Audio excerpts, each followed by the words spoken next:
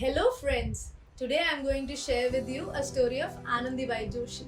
ये इंडिया की पहली वुमेन डॉक्टर थी जो इंडिया की शान भी बनी। जब वो सिर्फ 9 साल की थी, ध्यान रखना सिर्फ 9 साल की, शायद आपकी उम्र की हो, उनकी शादी हो गई। उनकी शादी होने के कुछ ही समय बाद उनका एक बेबी पैदा हुआ जिसकी मृत्यु हो गई because there was no medical facilities, क्योंकि मेडिकल फैसिलिटीज उस जमाने में वहाँ पे थी ही नहीं।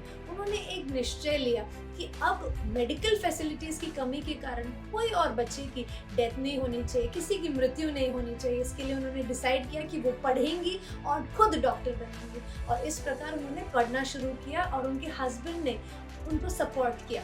कई सारे लोगों ने उनके अगेंस्ट में बोला, उनको क्रिटिसाइज किया, उनको बोला कि औरतों की जगह घर के अंदर है, लेकिन फिर भी उन्होंने दृढ़ निश्चय के साथ पढ़ाई की, इतना ज़्यादा कि वो बड़े होकर उन्होंने अपने ज्वेलरीज को, अपने गहनों को बेचकर स्कॉलरशिप मिला और उसके लिए वो न्यूयॉर्क तक पढ़ने के लिए गए। बीमार हुई, कई सारे प्रॉब्लम्स और हार्डशिप और चैलेंजेस को फेस किया, लेकिन फिर भी उन्होंने अपनी पढ़ाई कंप्लीट की, इतना ज़्यादा कि क्वीन को भी उनको एडमायर करना पड़ा।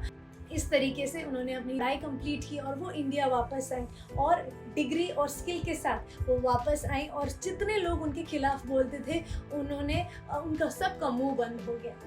ट्रेजेडी सबके जीवन में आती है, ये कोई एंड नहीं है, ये सिर्फ एक शुरुआत है। आप इसको एक लॉन्च प्लेट बना सकते हैं ताकि आपकी रॉकेट वहां से उड़े। और सच्चे हीरोज कभी भी हार नहीं मानते, वो चैलेंज करते हैं हर एक उस हर्डल को, उस ऑब्स्टिकल को जो हमारी फेट लेकर आती है, हमारा डेस्टिनी लेकर आता है। कहते हैं ना, जो लिखा है वही होता है, लेकिन सच में हीरोज जो लिखा है वो होता भी है, और उसमें बेटर चीजें करने के लिए वो कोशिश भी करते हैं। आनंदीबाई जोशी की तरह आप भी आगे बढ़ते रहिएगा, धीरज और हौसला लेकर, करेज को लेकर अपने अंदर आप आगे बढ़िएगा और सारे ऑब्स्टिकल्स को आप पार करके अपने गोल तक पहुंचिएगा। इन समर हॉलीडेज में और भी स्टोरीज के साथ मैं आपसे मिलूंगी। Bye bye.